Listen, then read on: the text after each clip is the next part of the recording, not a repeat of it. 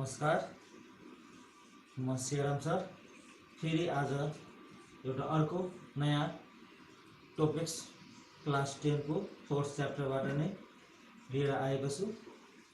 भाइ बहिनीहरु, आज म क्लास 10 को फोर्थ च्याप्टर को अर्को नयाँ टपिक्स हाम्रो छ ग्रेभिटी बाट आजको लेक्चर हामी स्टार्ट गर्न गएको छु है।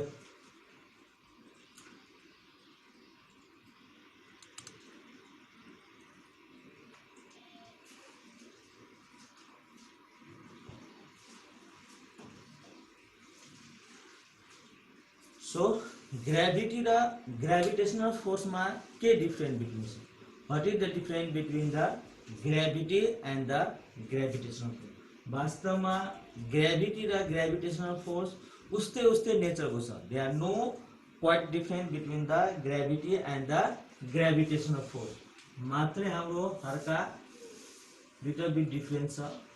कुनै फंडामेंटली खासै डिफरेंस भनेर दुवैको नेचर सेम छ, तर बॉडी को प्रेजेंस चाहिँ के हुनु पर्यो? हाम्रो gravitational force is a universal force, तर ग्रेभिटी भने ग्रेभिटेशनल फोर्स यूनिवर्सल फोर्स हो र कुनै पनि दुईटा बॉडी को बीचमा ग्रेभिटेशनल फोर्स चाहिँ अकर हुन्छ।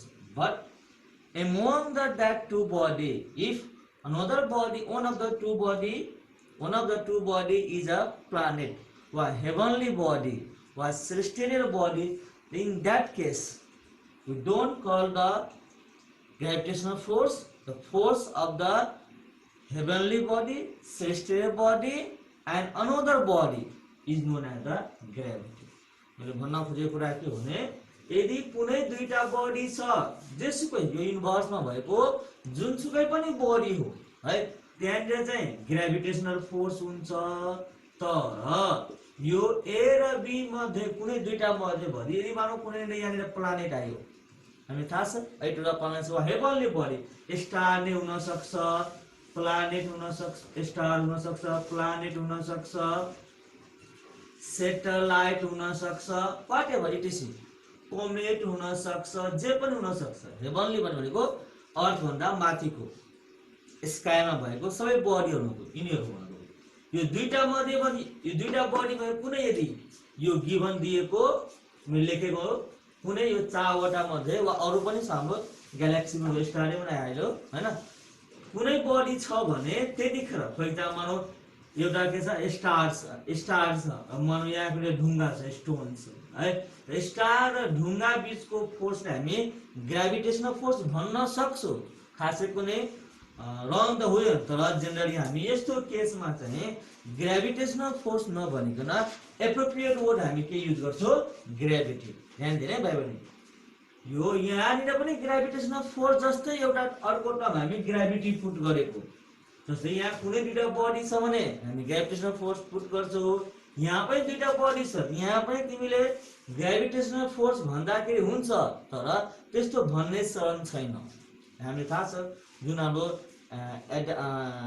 हामी जुन कुरा अभ्यय गरिरहेको छौं, ट्रेडिसन भनिसकेछ, परम्परा जुन हामी अभ्यय गर्छौं त्यो कुरा हामी के फ्लो गर्छौं। जस्तै फोर्स को सिम्बल यस किन भयो हैन, त्यसमा कुनै लजिक छैन हैन, प्रेसर को सिम्बल किन ट्रेडिसन हो, यदि सुरुमा नै त्यसको सिम्बल अर्कै भयो हामी अर्कै दिन्छौं है, र खासै लजिक छैन है। त्यसैले यदि दुईटा बडी मध्ये यदि एउटा बडी वा बोथ बडी भए पनि हुन्छ है, जरुरी छैन एउटा बडी चाहिँ हेभनली, दुवै बडी मानौ स्टार र स्टार को बीचमा चाहिँ जुन फोर्स हुन्छ त्यो कुन फोर्स हो? ग्रेभिटेशनल फोर्स भन्दा पनि हुन्छ, तर त्यस्तो भनिदैन। त्यो केसमा हामी के भन्छौं? ग्रेभिटी युज गर्छौं। ए डिफरेन्स यसमा the gravity is a special case of the gravitational force. Gravity gravitational force को स्पेशल केस हो। स्पेशल भनेको ग्रेभिटेशनल फोर्समा दुईटा बडी हुनुपर्छ, त्यो दुईटा बडी मध्ये एउटा बडी के हुनु पर्यो? Heavenly body. सेलेस्टियल बडी भनेको अर्थ भन्दा आकाशमा स्काईमा हेरिने बडीहरु कुनै एउटा हुनु पर्यो, वा दुवै भए पनि हुन्छ, त्यसलाई हामी के भन्छौं? Gravity भन्छौं।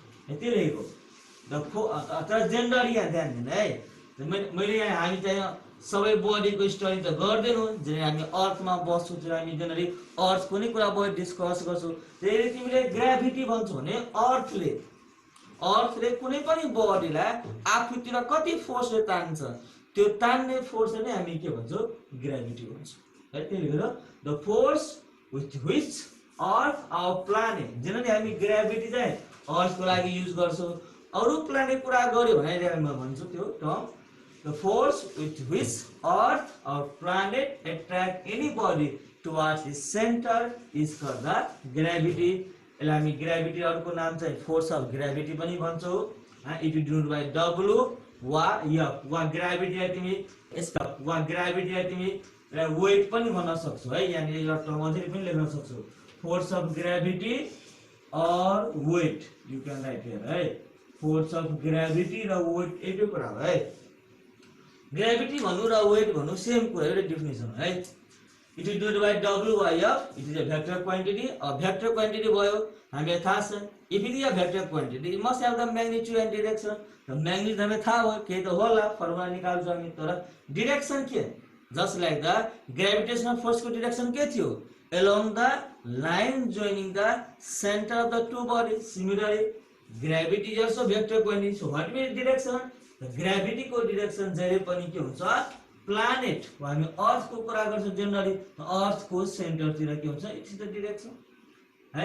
So direction of the gravity of force of gravity is always toward the centre of the earth वा प्लानेट भन्नु पर्यो है। सो अनि यो ग्राभिटी कज हो, यसले गर्दा कज भनेको यसले गर्दा ग्राभिटीले गर्दाखेरि नै हाम्रो के हुन्छ, हामी पनि पढ्छौँ एक्सिलेरेसन ड्यू टु ग्राभिटी चाहिँ हुन्छ, जसलाई हामी स्मल जी ले के गर्छौँ, डिनोट गर्छौँ। Gravity cause the acceleration due to gravity, acceleration due to gravity, त्यसलाई हामी स्मल जी डिनोट गर्छौँ। यहाँ त्यही इक्जाम्पल लिएको छु, एउटा अर्थ छ जसको मास m छ, जसको रेडियस r छ, अनि उसको सर्कमफ्रेन्समा एउटा बडी, मैले यहाँ मान्छे नै पुट गरेको, तिमी जुन लिएर पनि ढुङ्गा पनि लिन सक्छौ, any body whatever you like, तिमी जुन पनि बडी यहाँ राख्न सक्छौ। मैले मान्छे लिएको छु जसको मास m छ, अनि त्यो बिचको हेर ग्राभिटी भनेको ग्राभिटेसनल फोर्स हो हैन।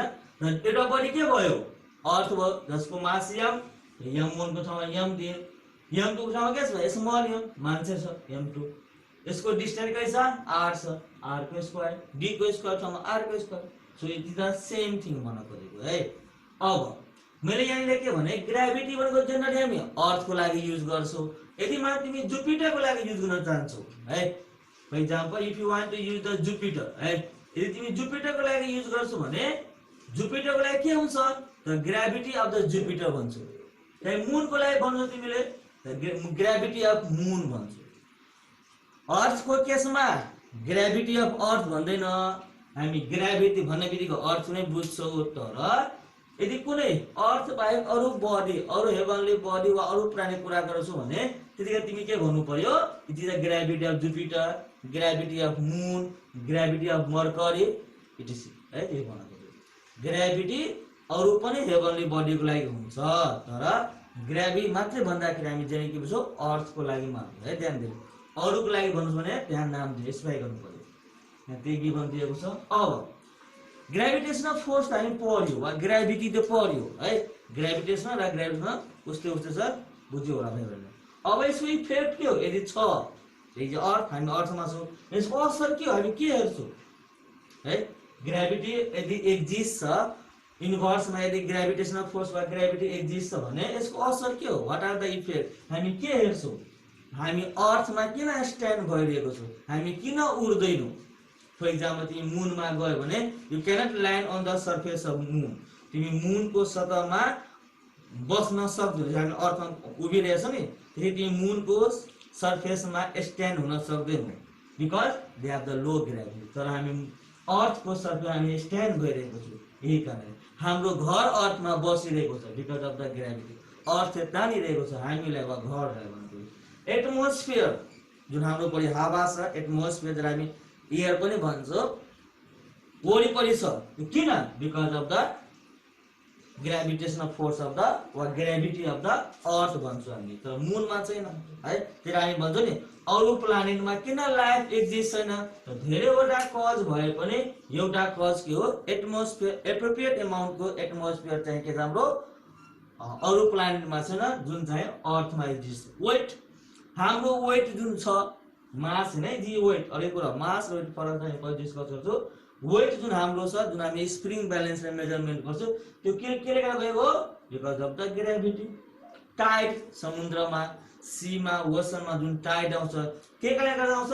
Because of the gravity of gravitational force of the earth. Flowing of water, water तलबाट लो हाइटमा हैन, उकालोबाट ओह्रालोमा जुन पानी झरिरहेको छ, किन? Because of the gravity.